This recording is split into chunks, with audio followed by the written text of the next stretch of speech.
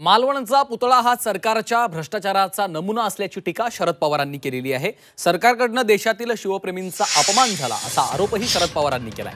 तर निवडणुका जवळ आल्यामुळे पंतप्रधान आणि मुख्यमंत्र्यांनी महाराष्ट्रातल्या जनतेची माफी मागितली। मात्र आता या माफीवीरांना घरचा रस्ता दाखवण्याची वेळ आलेली आहे असं आवाहन देखील नाना पटोले यांनी केले आहे।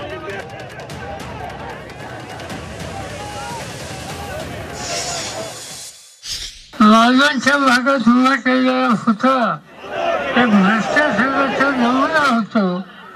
त्याच्या उभारणीमध्ये भ्रष्टाचार झाला हा जनमानसाचा फक्त समज आहे आणि हा शिवछत्रपतींचाच अपमान आहे।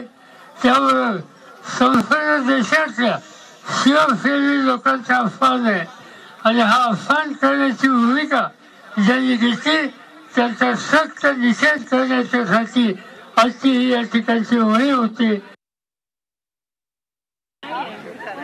प्रधानमंत्री नरेंद्र मोदी असतील, राज्याचे मुख्यमंत्री असतील, हे फक्त निवडणुकीच्या काळावर त्यांना आता माफी आलेली आहे आणि या सगळ्या माफीवीरांना आता घरचा रस्ता दाखवण्याचा एक संकल्प घेऊन आपल्याला या ठिकाणी जायचं आहे।